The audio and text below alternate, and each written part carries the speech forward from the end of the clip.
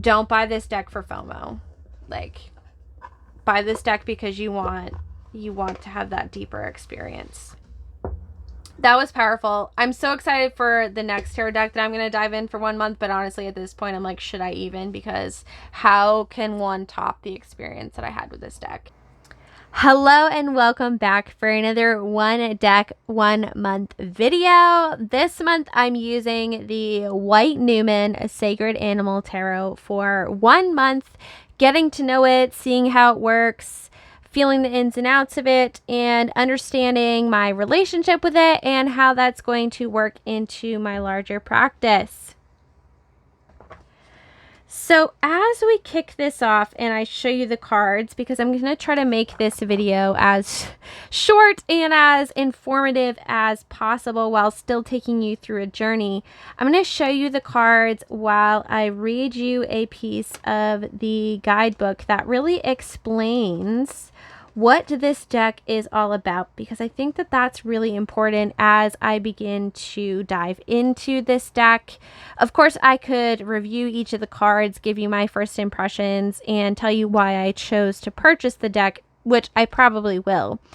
But this deck has a very potent idea behind it in which I'm excited to explore. So I want to read this to you because you may already know what a Numen is, but I certainly had no idea, and I didn't understand how these characters and the sacred animals worked together. So this is kind of the introduction within the guidebook. The word Numen conjures the image of the primal gods, who in millennia beyond comprehension were once our all. Our ancestors knew how to tremble in the presence of that little abyss within the eye of a beast. They knew how to recognize the bond with creatures radically different from themselves, who they venerated, but at the same time whose death meant food, thus life. This ancient conflict reveals the connection between the sacred and the sacrificial, and how rituals of cyclic regeneration evolved.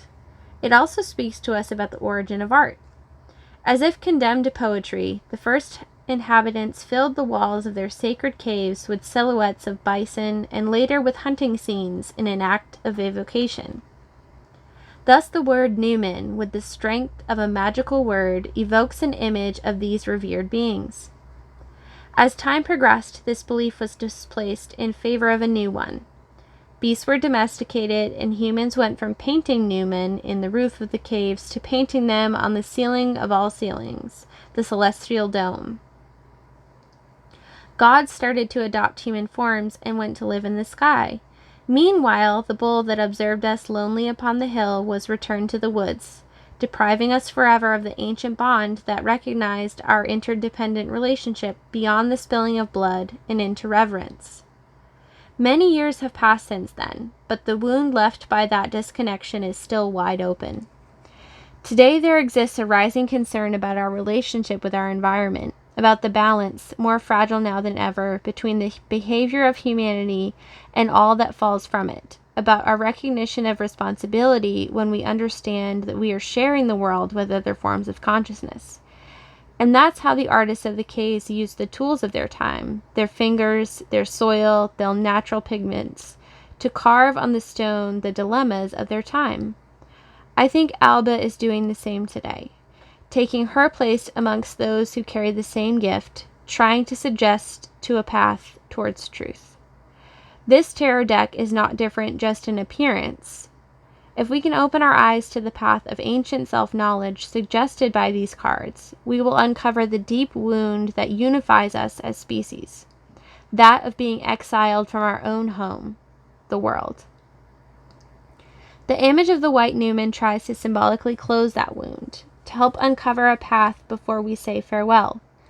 I think that within Alba's art there's always some of that severe kindness, that healing potential, but with the White Numen Tarot, she offers us the possibility of taking part with her in some kind of modern version of the Paleolithic ceremonial that we need now more than ever.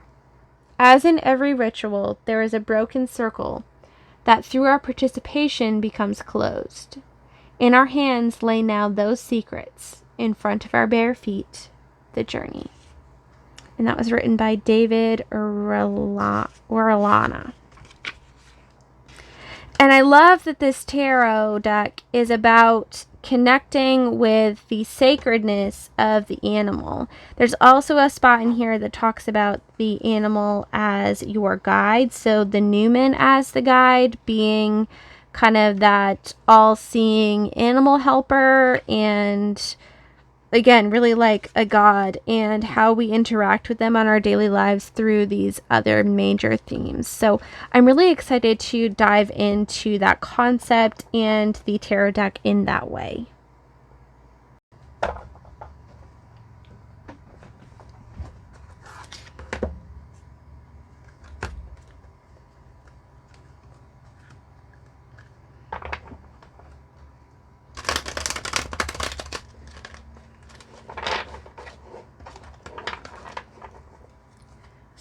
So it shuffles nice.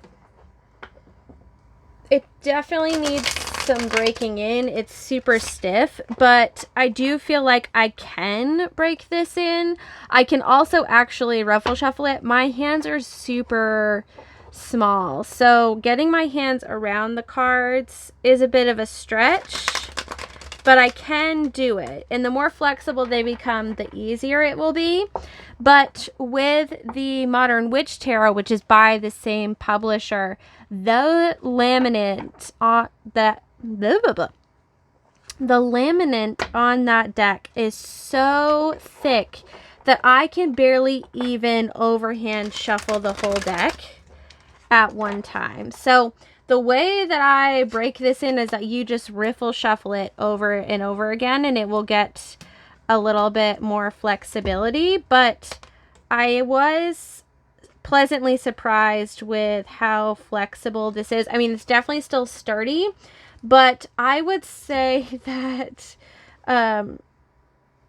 this is about the level of flexibility, these three cards together, that the Modern Witch Tarot has, maybe even a little less. So I will definitely continue to shuffle and break this in.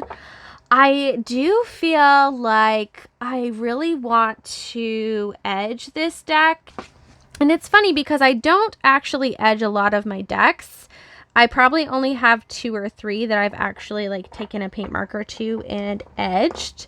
But when I get them, they usually, like, if they want to be edged, they like scream at me. And then as I was flipping through the deck, I noticed that most of it is this orangey yellow color. Like, especially a lot of the major arcana, it seems to have a lot of this like tans, burnt oranges, yellows to it. It's very warm toned. And a lot of the green only happens within the Pentacle suit. And other than that, there are some blues, but they're very like dark and like, they're very warm. The color palette's very warm. And I'm usually a very cool toned person, but I think I want to go ahead and see, even the blue on the backing is like a warm tone blue. So I think I want to go ahead and edge this deck as like a bonding technique with it as I continue to break it in, and then we'll see where we go from there. Sometimes they want me to edge them before I even work with them. This card has been stalking me already. I've only had this out of the box for a couple of hours, if that, and between just like shuffling and randomly like opening up the deck and things, this Four of Wands is stalking me a little bit. So we'll see what that has to say for me. But overall, first impressions, really excited to work with this. Some of the cards I'm not like a huge fan of, but I do enjoy some of them. The High Priestess with the nudie boobs, she's like literally my favorite card so far, I think. I also really enjoy this Wheel of Fortune. There was another card, I can't remember which one it was, but I definitely like saw my younger self in the way that she drew the character, which is not something I often recognize within decks. So I thought that was really interesting. I also thought it was really interesting that the Hermit is a animal to go with like this kind of Numen theme we have going on. I didn't really like the Empress. But I'm interested to see what cards kind of have the animals and what don't. It seems like there are several that don't have the animals.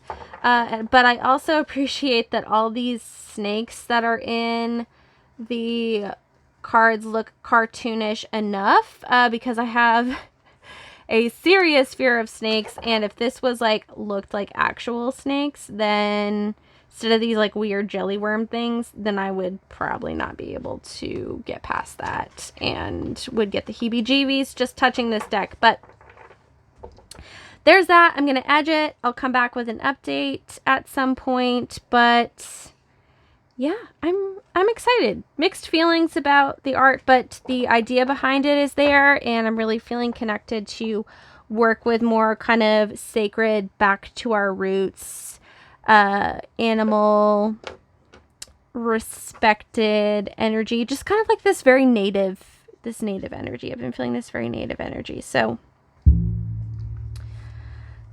yeah, see you again soon. All right, excuse the messiness of the desk here, but real life check-in.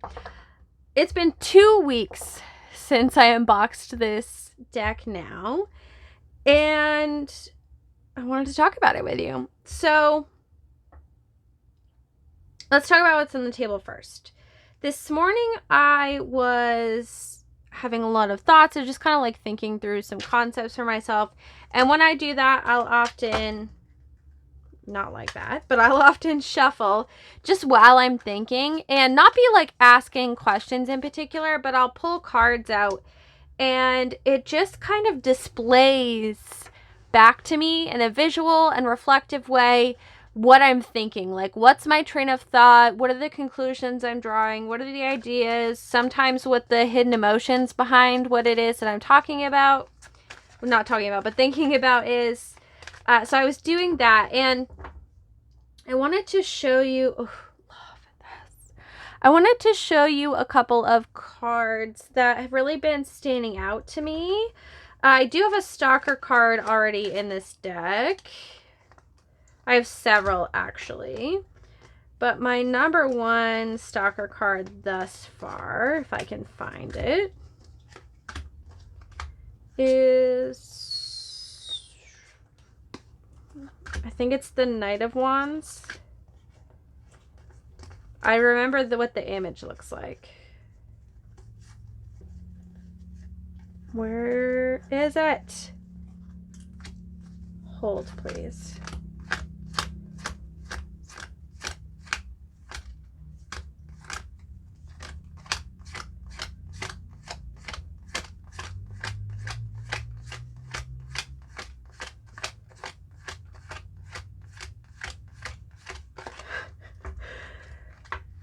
Either I'm not supposed to show you that card, or I've lost it. This is hilarious. It's like, here it is. I'm like, this thing's hiding from me now. He's been stalking me all week. The Knight of Wands here.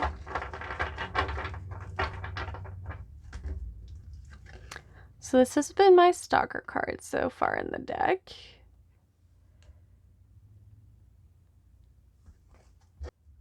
I actually really enjoyed this deck for this particular exercise because the images are so traditional and yet not at the same time. Like this strength card, for example, I love that you have the traditional, like her and the lion, in this case it's a tiger. But in this card, she's almost drawing strength from the animal rather than using her strength to tame or defeat the animal. She's almost leaning on him for strength. She seems like she's going through a hard time, or maybe he's going through a hard time, and she's telling him like everything is going to be okay, whether that's for her own security or his, we aren't sure. But I don't know, I really like that depiction of the card. Of course, this Lovers, I really enjoy this Lovers card. This Chariot is a really fun one. I love the illustration of like how you already have everything you need for your journey. Like he has this lush garden, he's got food, he's got like a million bird companions. They're like blessing him with this crescent moon. He's being carried by this creature that also looks like a blow-up toy. Like a pool toy of some kind. And we don't know where he's going. We don't know what's around, but we know that he is taken care of and supported on his journey, and he has all the tools and the confidence, and he doesn't seem concerned at all, you know. So that's really fun. This Empress I'm still getting to like know. I'm not quite sure how I feel about her. I do like that she's kind of a warrior. The guidebook, because it's so little, it doesn't give you a ton. It only gives you a little blurb, but it does talk about the imagery most of the cards I've found, so that's helpful. I wouldn't say that let's see, bonding and using the deck thus far. Oh, I edged this bad boy. Look at this. I went with this bronze, antique bronze, which came out more silver than gold, which I appreciate because I much prefer silver, but it ended up matching the backs way more than I thought it would. Like, it looks really good together, so happy that I did that. That took me the entire first week, which was really bothering me because I kept wanting to like use the deck, but I couldn't because I had like some cards that were painted and some that weren't. So I did kind of lose a week with that. They've broken in nicely. I spent a lot of time. I like my decks to feel really like used and worn in and like loved. So I spent a lot of time riffle shuffling, and when I first got it, they were like super stiff. There's the death card. Love. Always a little nod to me there, but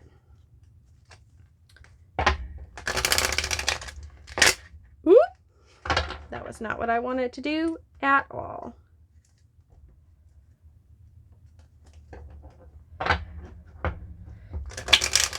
But yeah, so they've broken in nicely. They have that like nice worn in kind of feel to them now. And I've edged them, which makes them feel more like my own, which I really like. In terms of the deck and my kind of bonding with it thus far, I don't know. I love, something about this deck is so mysterious, which I love, but, and I can read it very easily, but I feel like there's some layer of separation between us, and I'm not quite sure what it is. I don't know if it's just because it's not my usual art style, although I really do enjoy it. I don't know if it's all of the kind of pinks and reds, because that's also not usually my thing. But the readings I've done with it have been amazing. They've been spot on.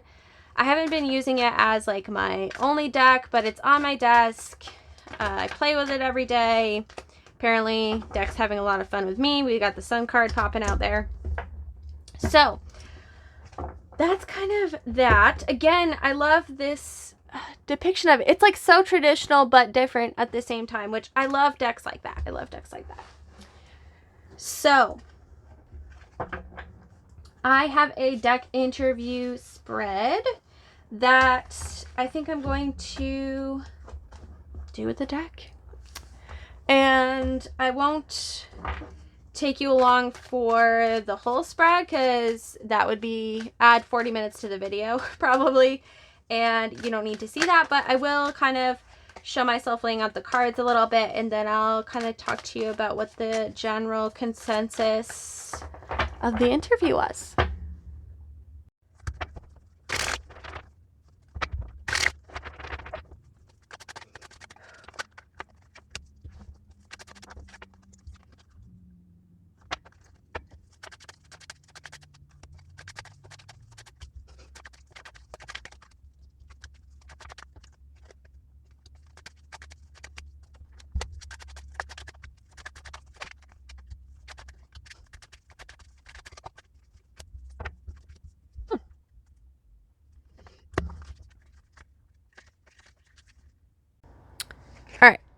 I'm checking in.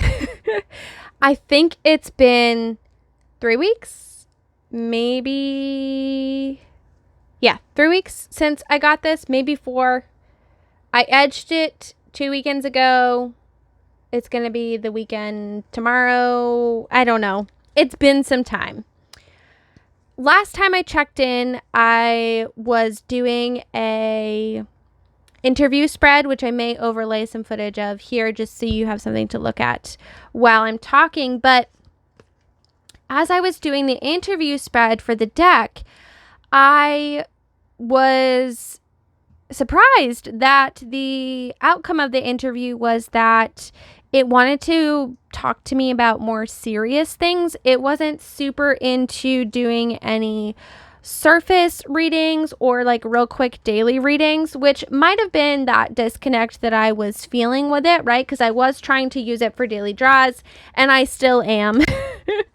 But I find that the personality of this deck, at least for me, because everybody's experience with different decks can be different, but I'm finding that the experience of this deck for me is one where if I don't want to look at the underlying and honest opinion of the deck around whatever I'm asking about, then I probably shouldn't be using it. For example,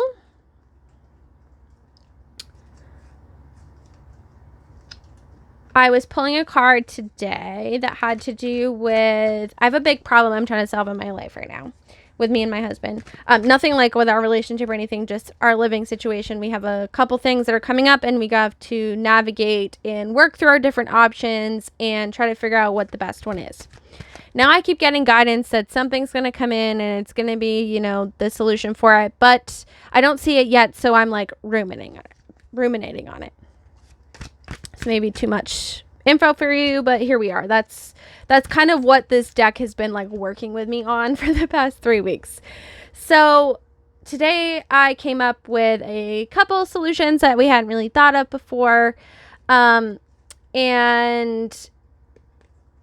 it was basically like, you know, keep going, but by continuing to just look at this thing from all different angles, you're still in the hanged man phase. Like, you're looking at it from different perspectives. You are trying to move forward by figuring out the right answer, but it's all about perspective. And you're not really opening up your perspective. You're just trying to solve the same puzzle over and over again with the pieces that are already on the table, if that makes any sense.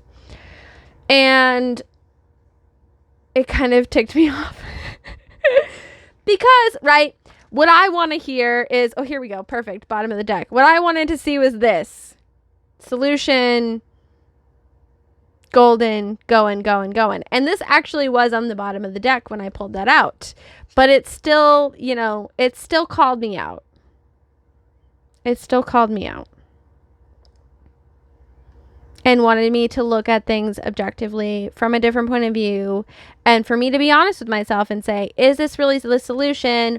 Or am I just trying to fast track myself to the resolution and what I think is going to bring me here instead of being patient and listening and waiting for the opportunity that's supposedly coming my way. Which is funny because then as I'm fanning it out, right, it gives me this. It's all sassy. It's like, this is what you're doing to yourself.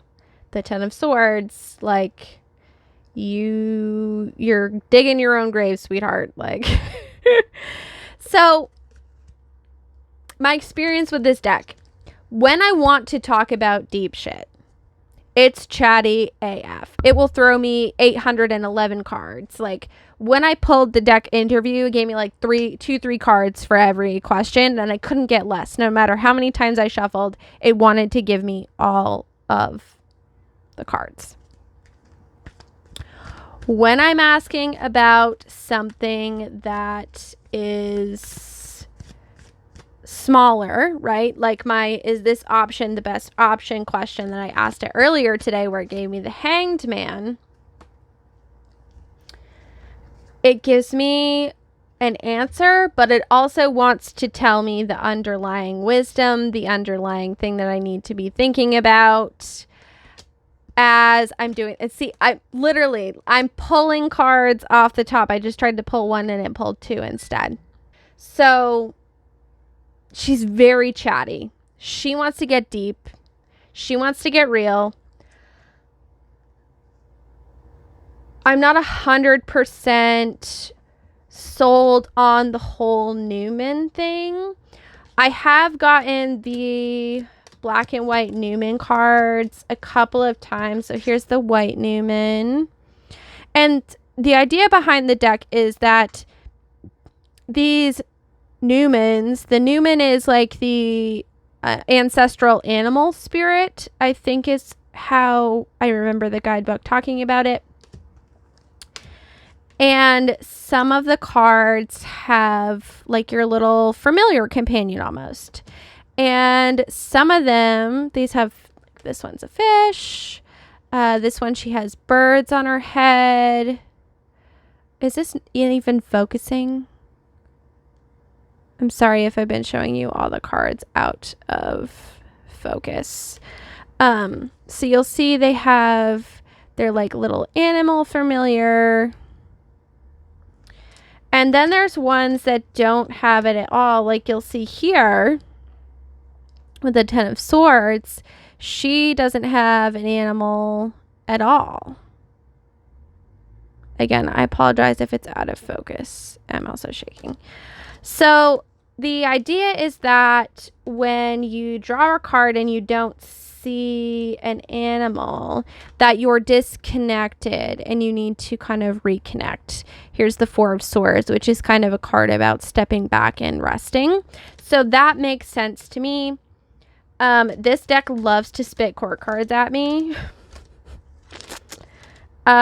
which annoys me because court cards are still something that I struggle with. I mean, I know what they mean. Like if it comes up in a reading, I'm not like making shit up. Like I know what it means, but I don't have the depth of understanding. Like say when I pull the King of Wands, I don't have the same depth of understanding as I would if I pulled something like the Ten of Wands. There's just not that depth of layer with some of them yet. There are a few court cards where I have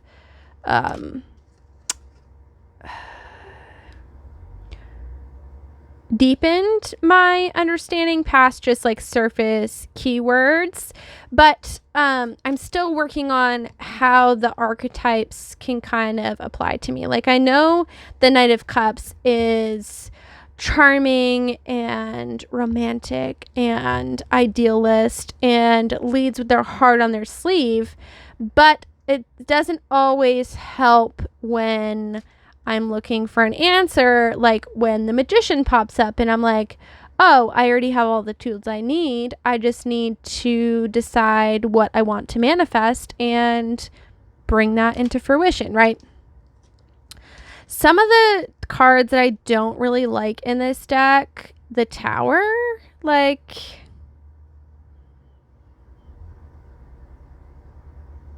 meh. This one doesn't do it for me. This Devil, I don't know about this one. Let me read you the guidebook real quick, because even as I'm like holding it up, I remember there's something about the eye, but it's not quite coming to my mind at the moment. So temptation, manipulation, and beauty, which I thought was interesting as part of the Devil card, the beauty. This says, the Bible describes Lucifer as the angel whose beauty surpassed the rest. The fall took its toll, yet he remains more beguiling and seductive than the goat beast as which he is sometimes depicted, and all the more terrifying for it. The left eye is void of sight and bruised with experience. The right, a black mass of creativity, inspiration, and temptation. The reversed pentagram on his forehead represents desires that overcome reason. With renewed strength and new forms, the omnipotence of the devil adapts to each new age. The devil confronts us with the terror of living alongside the evil of the world. Which I thought was very interesting.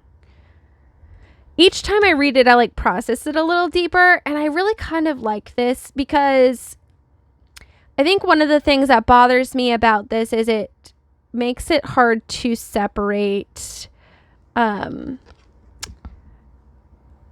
yourself from it, because it's a person, right? Like, this could be me. And I think that that's the point, is that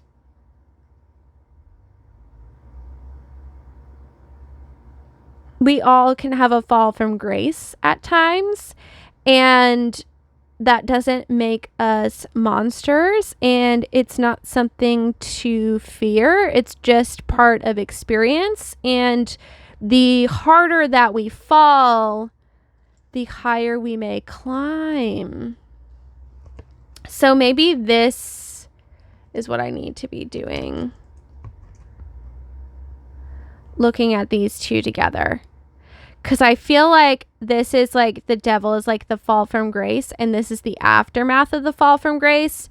And then after that, you have the star, right, which is the hope card. Let's see if I can find it. I'm going to pull out a couple more to show you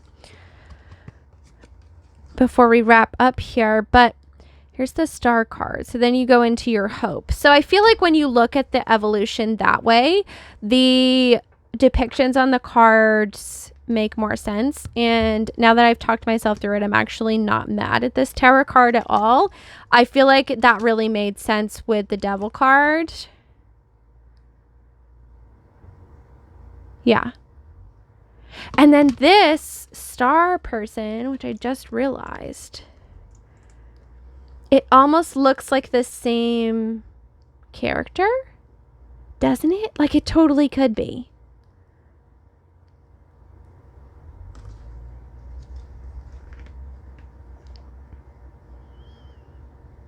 I don't think so, but I feel like when you're reading it for yourself, it doesn't say so in the guidebook, but I feel like when you're reading it for yourself, you could totally do that. A couple more of cards that I really enjoy. This Hermit is so fun. I love it. I love that it's not a person. He's like retreating back to his like animalistic tendencies. He's got this little like falcon looking familiar there, and he's just retreating into his cave. The Chariot I really enjoy. I think I already talked about the Chariot, so I'm going to skip that one.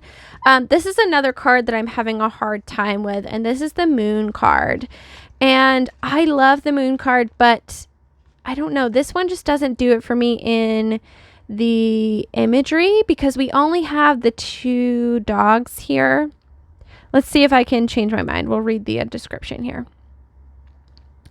Keywords: subconscious melancholy delusion. The moon rises above the far mountains. Dust departs and the world shifts slowly from the conscious to the unconscious, from a state of knowledge to one of intuition. On the plain below, under the ghost light of the sky, two sacred foxes as pale as the moon are dancing to welcome the night. Okay, so they're not dogs. Does one leap as if to catch its prey, or does it float etherically, defying the rational and the logic? A threshold is crossed, and now actions that are rich in improvisation and creativity take to the fore. That's interesting. I feel like it almost talks about like entering into that, the unconscious realm, where like the dream state would be. So that's really interesting. Okay, one more. I also think this Four of Wands is very interesting. It talks about them like, it says something weird, like them joining a cult together or something. Let me read it. Four of Wands. A mother leads her daughter to an ancient cult. For now they are within the structure they have created and the comfort it brings. But optimism met with care will be needed for the unknown path ahead. So I really like this because it's not our traditional like wedding party scene. It's a mother and daughter entering into the unknown, and they're like, we're in this together. Kind of gives me like Six of Sword vibes.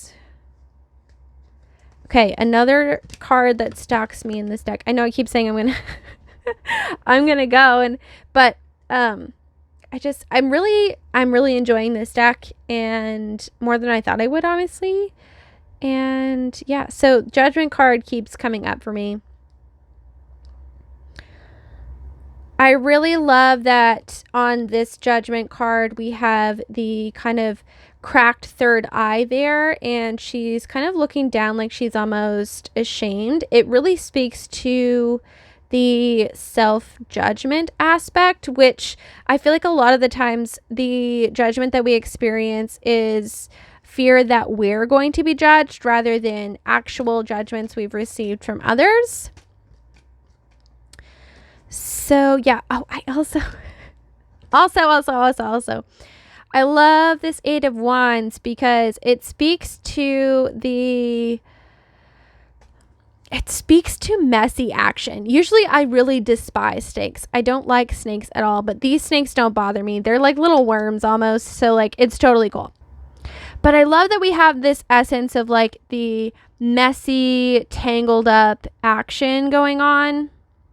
Because often when we're really charging forward in forward momentum, it's more of this like messy throwing shit at the wall and seeing what's going to stick kind of energy. And I feel like this really speaks to it and is just a different take rather than, you know, eight wands shooting off into the sky. So I really enjoyed that depiction. I'm going to leave it there. I'm having a great time with this deck. I'm having a better time than I anticipated I would, to be honest. It doesn't really read as an animal deck for me. It is supposed to be the Sacred Animal Tarot. I do find that looking at where the animals aren't in the deck is very interesting. But I don't necessarily feel like it's centered around the animals. I do like that when the cards pop up without animals, it kind of prompts you to say, okay, where am I maybe forcing things too hard? Like the Emperor that I just pulled up, there is no animal familiar. That's not what they call them. They call them the Numens. But to me, that's kind of like the vibe that I get, is that kind of familiar vibe. Oh my gosh, I see him. I literally have not seen this. I've seen this card so many times. I never noticed him. There's a crow right there. He blended into the coat. Okay. Disregard what I said there. There are cards where there aren't animals. But anyway, I feel really silly now. I'm going to leave you there. I'm sure I'm going to gush about literally all of the rest of the cards when I do my final thoughts on this, but I'm really enjoying it. I'm kind of sad that it's harder to use for daily draws, but I also really appreciate that it's calling me on my bullshit and going like one layer deeper than a lot of my other decks would, whereas they just kind of give me the answer that I want or try to steer me in a different direction. This one's like, okay, here's the answer you want, and let's look at the underlying shit that's going on beneath that, because you're not getting away with it this time. Kind of a vibe, and I'm loving it. So that is my week 3-ish check-in. And I'll be back with my final thoughts. All right, 1 month later, it's time for my final thoughts. I'm just going to come right out and say it. I fucking love this deck. Way more than I thought I would. So I'm going to take you through the deck as if we were doing a kind of official unboxing / review, and then I'm going to blabber on a little bit more after the fact, and do like some final thoughts on cards and a little reading in case you are interested in the deck to see what the deck has to say to you. So let's jump into the final thoughts and review in case you're only here for that. So The box, this is by Liminal 11. The box is exceptional. Super sturdy. They have these fun, like, magnetic closures on the bottom, which keeps your deck super secure. It snaps there. It's not practical, I don't think, for everyday use, but I do like that if you're going to take it somewhere, you don't have to worry about your deck slipping out. However, I do really enjoy this inner box that they have within here, because I can sit this on my desk like this, and it doesn't take up as much room as, you know, it would if this was a traditional two-piece box. So it makes it convenient, and then it's still quick and easy to grab. You just tip it out of the box there. Some fun printing inside. White Numen tarot, little stars and moons. You know, they had me there. You got what one could consider a little white book. They have it in this hardcover design. It's absolutely stunning through and through. There are full color reproductions. The minors, while they don't have a reproduction of the card, they do have like some of the imagery from the cards, along with the descriptions of each. And they're not keywords either, which I appreciate. So we'll dive into the guidebook a little bit towards the end here, but I'm trying to get everything out of the way. Final thoughts. I am obsessed with this deck. I did edge it in case you skipped to the end. It comes with white edges. And I busted my nail today, so I do apologize if that's grosses anybody out. This cardstock is amazing. This might be my new favorite cardstock of all time. Not gonna lie.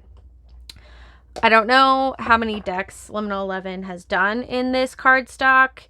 I only have one other Liminal 11 deck, and it's the Modern Witch Tarot, and I know that that deck came first, and it definitely did not have this cardstock.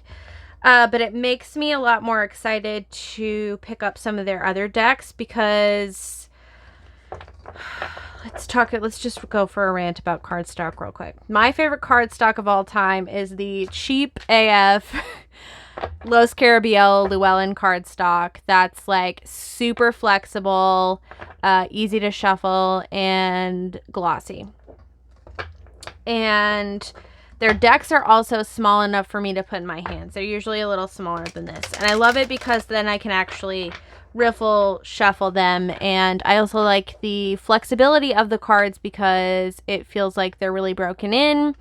And I also really enjoy like light gloss. Like this isn't a high gloss. It's cloudy today, so that helps, but this is not a high gloss, but it's also not matte. So it is a little more substantial than the Los Carabiel Llewellyn cardstock, if you are familiar with that, but with all of the best features of it. Here are the backs, which are really fun. You have the Numen and some of the drawings on there. Again, I edged mine in a coppery silver color, and I will leave the paint marker I used to edge this down below in case you're curious. These are not in order, but let's just talk about final thoughts on this deck. And then I'm going to gush some more about it, because honestly, like, I was blown out of the fucking water with how amazing my connection with this deck ended up being. Now, of course, that's not to say if you pick up this deck, you'll have the same experience. I think there's a lot of factors that go into that, and I believe that, you know, sometimes it's just the right time for us with a deck, but I did not expect to love this deck. I thought I was going to like it, but I didn't think I was going to love it. And when I first opened the guidebook, I know it's not going to be extensive, right? It's just little blurbs. And I was like, oh yeah, it's just like a general guidebook. This card also has 2 bonus cards, the black Numen and the white Numen, which I'll talk about when we look at the guidebook in a minute. But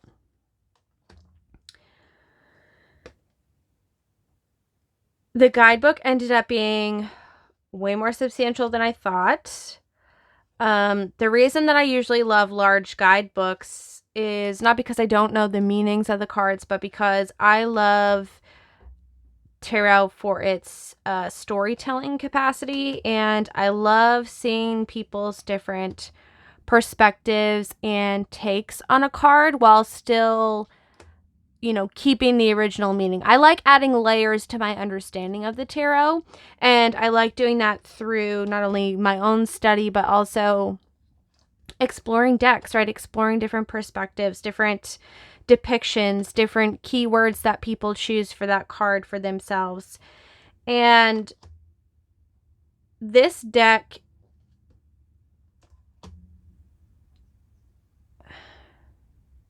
I'm not even sure how to put it into words, but the unique perspectives that it offers on very traditional cards, like I talked about earlier with this 8 of Wands card in my last little bit of reflection here.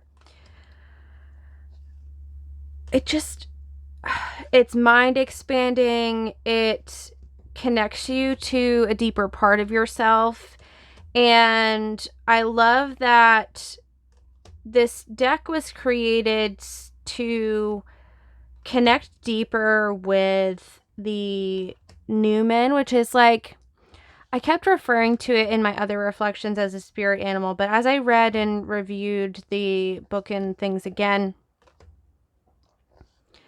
the Numen, I feel, refers to not only animals themselves, but the spirit that we all come from, and the all that is like God, or whatever you would you would say, is how that's translated through animals as our helpers, and how that's also reflected in ourselves as well, and the concepts that we face and the things that we wrestle with.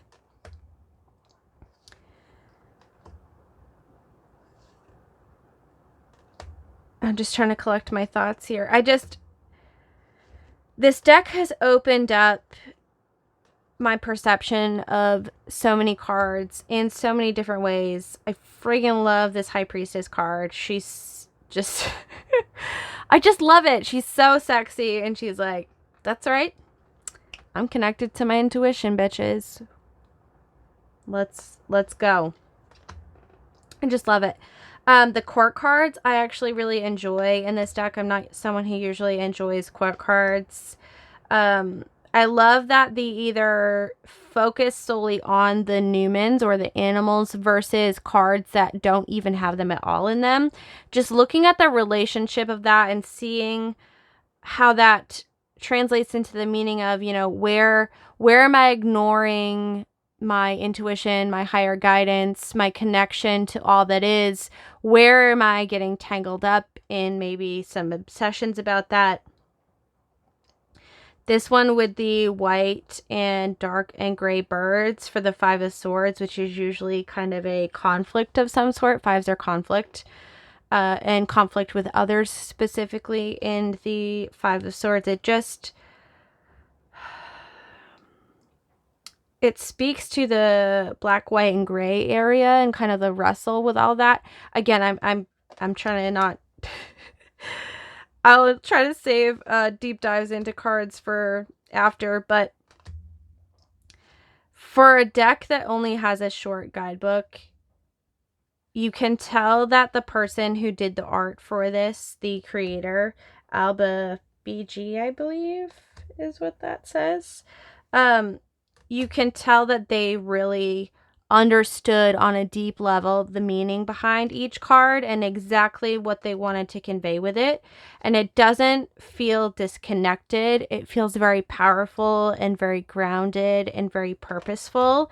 And because of the creation of the way they put it together, I believe really translates into this unique experience of the deck really wanting to be clear with what it's trying to communicate with you. So if you're someone, at least in my experience with the deck so far, if you're someone who only wants to pull one card, this is not a deck for you, because as I said in my other reflections, this deck wants to talk to you, wants to have a full-fledged conversation. It will chat with you for hours and hours and hours and hours, and give you layer after layer after layer to think about. And it just loves building the story. It loves communing with you. It loves exploring the depths with you. And it can do that for really serious topics, but it can also just do it in kind of fun day-to-day topics. And it loves to remind you of your power and your oneness connection with it all. I don't find this deck is like a quote-unquote shadow work deck, but if you want something on the lighter side that's going to kind of hold your hand and walk you through, like, yes, okay, here's a nurturing message, but also let's look at the deep underlying shit that you're ignoring. This is a fantastic deck for that. I didn't think I was going to like the artwork. When I pulled it out of the box, I noticed that a lot of the tones in here are very warm tones, and I didn't think I was going to like that, but honestly, like, chef's kiss. Top 5 decks of year for sure, hands down. This will, I feel like it's going to be a lifer for me. I have such a connection with this deck that's deeper than I expected it to be. And if you're feeling pulled to this deck, I do recommend going for it. Let's hop into the guidebook. And if you are feeling pulled to this deck, I'm going to do a little quick reading with it after this before we wrap the video up, so that you can get an idea of kind of the guidebook and how it reads and things. But this is the guidebook. You have a little bit of a foreword about the deck, introduction, talks about general major information, and then for each of the majors you have 3 keywords, and talks about the character on the card and then what that means in terms of the divinatory message. So you have that for each of the majors. And then for the minors here, you have a little bit of an introduction. It talks about the different suits as it pertains to the elements, which I really appreciate, because that is how I read them. And to me, that makes sense with kind of the Numen theme, right? When we're keeping with animals and nature and things. And then for each card, you have a little description of the meaning of the card as it relates to the imagery, which is like so important. I feel like you usually get one or the other with decks. You either get, here's what the image looks like, and then here's the basic removed meaning. In here, the author has and creator of the deck has somehow found a way to provide you with description of the imagery in a couple sentences that also holds the meaning of the card. And it's just like chef's kiss. Like, it's probably one of the best well done little white books of all time, in my opinion. And then on top of that, right, on top of all that amazingness, my feet are falling asleep, hold on. On top of all that amazingness, you get a little thing about how to read tarot. You get your basic 1 card, 4 card spreads. And then one of my favorite things about working with guidebooks is, 1, understanding what the idea behind the deck was for the artist. 2, looking at their unique interpretations. And 3, learning to work with the deck through unique spreads that were designed for the deck, especially if it's a deck that has a specific theme to it, right? So this is the Numen deck. You get not 1, but 2 Numen-centered spreads. So this is like an interview style spread for the deck, but specifically about working with the Numen itself. It looks at the 5 different elements and then gives you an advice card, which I think is fantastic. But then you also have this spread, which I find just such an amazing idea, but also a great one that you can translate into other topics. It's just genius. Let's look at it. So you have a little setup for the spread here. So it says Path to the Sorcerer. One day in 1914, near the Volpe River in southern France, 3 brothers made the most astonishing discovery.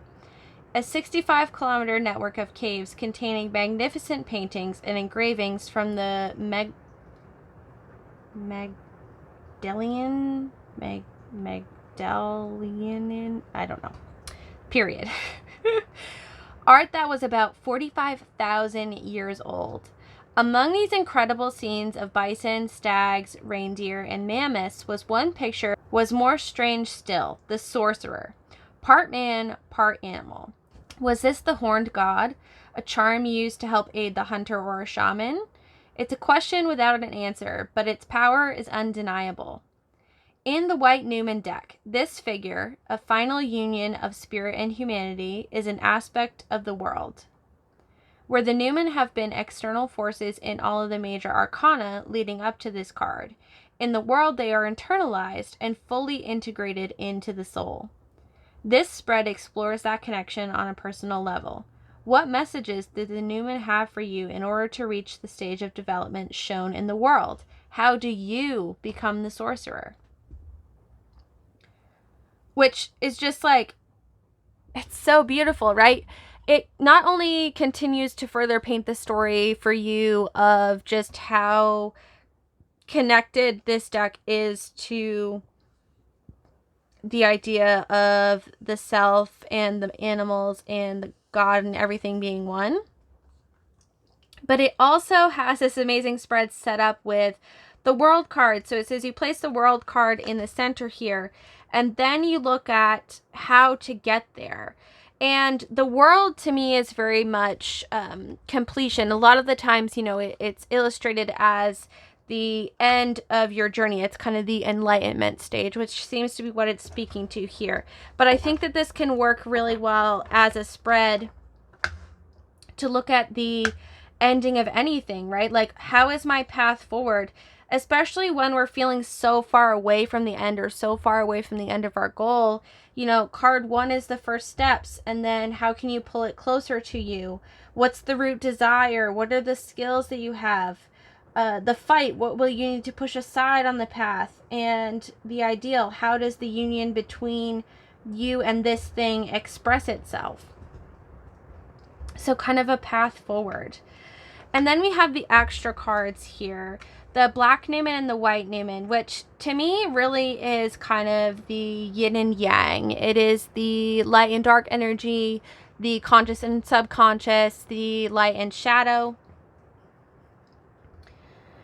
Whereas the white card, it talks about divine inspiration, creation, and kind of the starting of a journey, the creation along the way. Divine inspiration, acting, and making the world anew. Whereas the black Numen is more of that kind of inner void, the subconscious, or when we feel lost, right? The white Numen has a clear direction, and the black Numen's kind of hiding in the shadows, just distracted or confused, or maybe there's an underlying shadow aspect that we need to look at. So I do love that you got those extra 2 cards there. I think they're a great nod when they pop up. So yeah, I don't know how many times I can say this. I really friggin' love this deck. Like so much. Way more than I thought that I would. And it's funny because I had very little expectations when I picked this deck up. I was just like, oh, I had looked at it for a while and it just felt like the right time. And I was really drawn to kind of the sacred animal story behind it.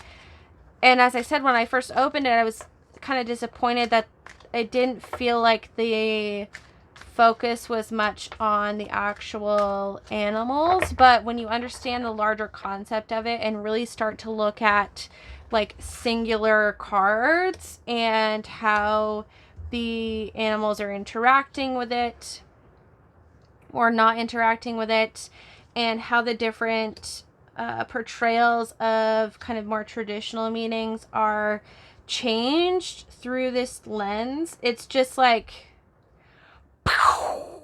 like mind blowing.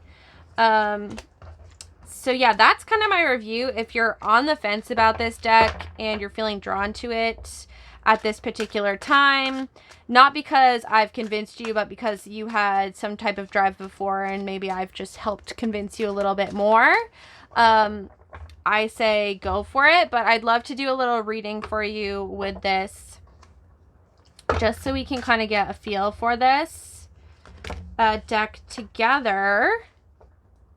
And I'll read you, hopefully, a major and a minor from the guidebook itself, you know, in addition to my interpretation of what the deck is trying to say,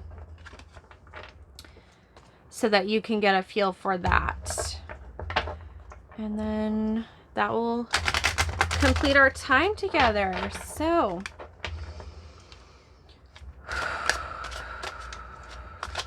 Sacred Numens. Anyone who's looking to work with you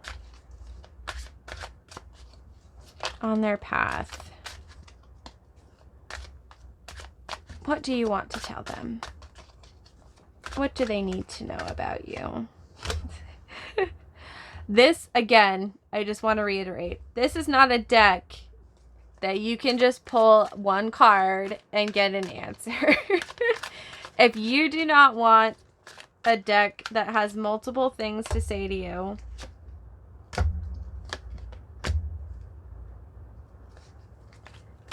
then this is not the deck for you.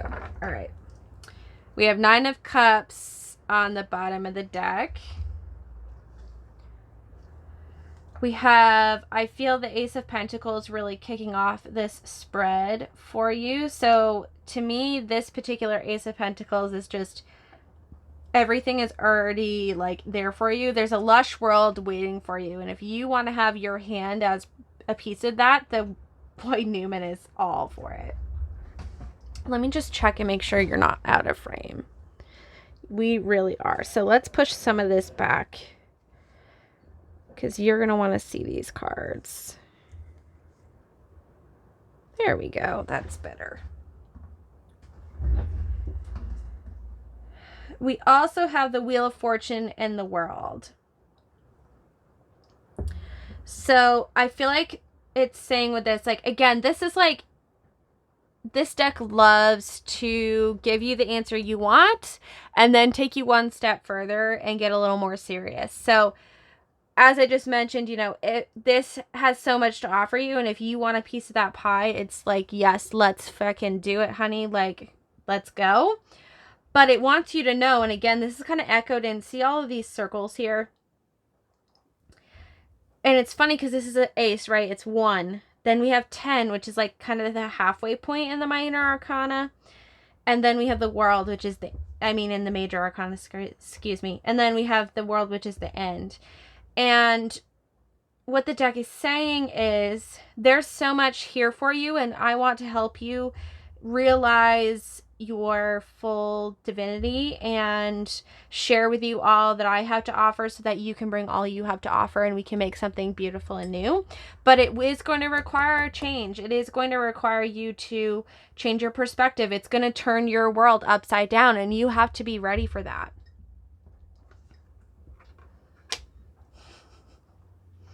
And here we have the 7 of Wands.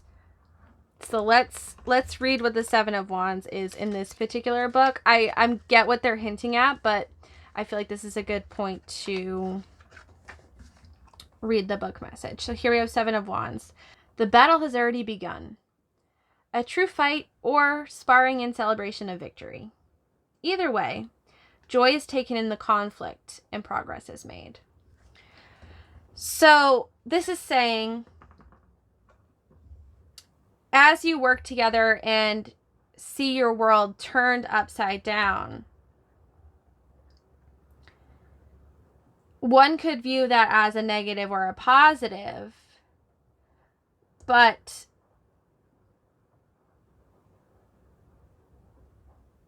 it wants you to know that it's going to present it in a way that you can take enjoyment from it and delight from it. Even if it's a little confronting, even if it's a little painful at times, it's doing it to bring about the best possible outcome. And it's not trying to be mean, right? It's for your growth. So next we have the Three of Swords. I've never seen so many. Oh my gosh. I've never seen so many kind of, as one could call it, negative cards in a spread. Especially for this.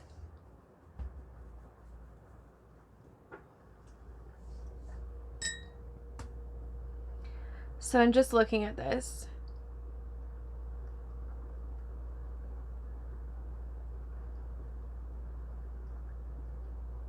So interesting here. So in the Three of Swords, we have the 3 swords.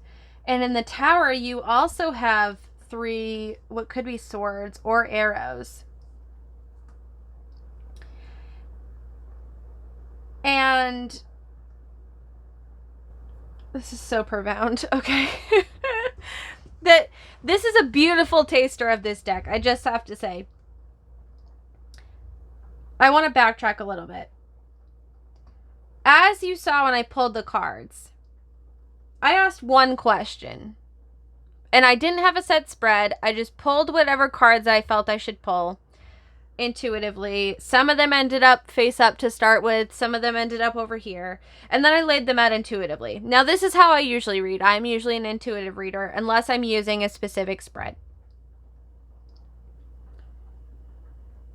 But as I laid them out and I'm looking at them, right, and I'm looking at the way in which I intuitively laid them out, there's a very clear story here.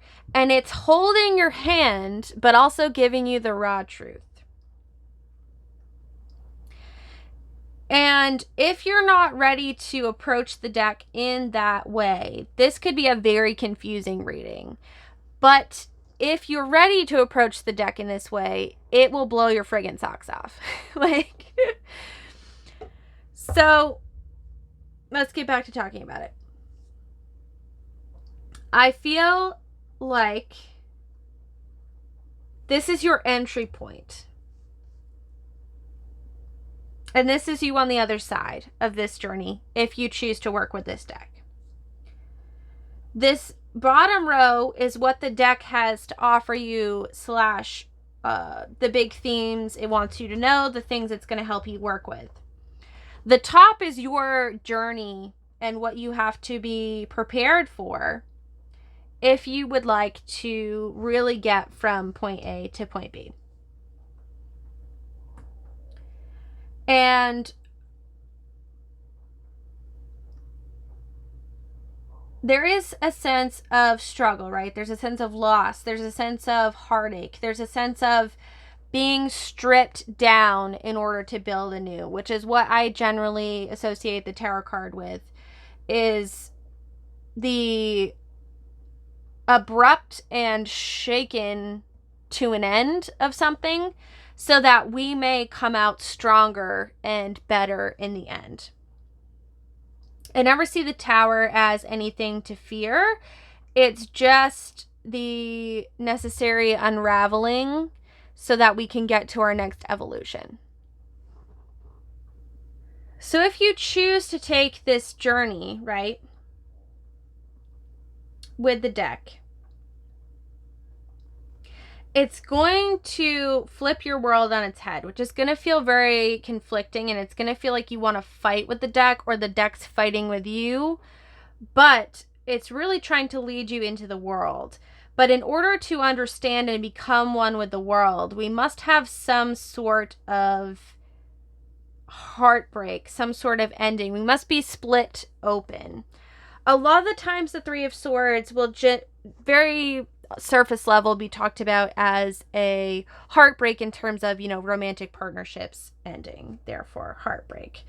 But Three of Swords can also be heartbreak that is self-inflicted, right? And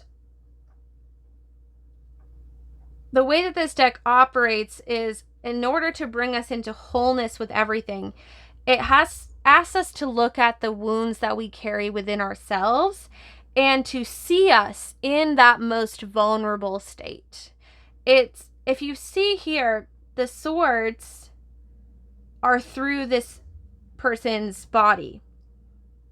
But the person in front of him is not the one who put the swords there. The person who is there is comforting him. They're hugging, like supporting and sharing in the grief of this moment. And again, I feel like that it just totally works with kind of the supportive yet real personality of the deck. Then finally, after that, you move into Justice and the Tower, right? So it's like, let's go on this journey. Let's get a little uncomfortable, and then let's split wide open so that we can then work together with your new understanding of, oh, this is my own wounds. And I feel like in the Tower, he's going to pull out his spears from his chest. He's like, oh, this is something that I have control over. This is something that I can change the course of. So Justice then brings everything into balance at the end. And what happens when we can really look at the dark parts of ourselves or our motives in a situation or the underlying aspects, right? Especially when we're looking for tarot guidance, a lot of the times we want to know the answer to a question that we perceive as the real question, and it has to do with, you know, something that's going on in our immediate world. But this deck asks you to take a pause, and it again, it answers that question, but then it says, let's look at the underlying issue here and help you take your power back and bring everything back into balance by looking at this hurt that you don't want to look at, right? And through this journey, you then come to be the Empress. And let's read the Empress card here. Keywords: femininity, creativity, and strength. The Empress confronts the wind. The power of femininity exposes the old world. She is the nurturer of new concepts, growth, and the change that a new generation inevitably brings. In her left hand, she holds a scepter, revealing her control of the physical and the sexual. Crowned by stars, a symbol of the divine power of ideas, the pure creativity to modify the entire cosmos, the power a mother can hold, bringing new life into the world.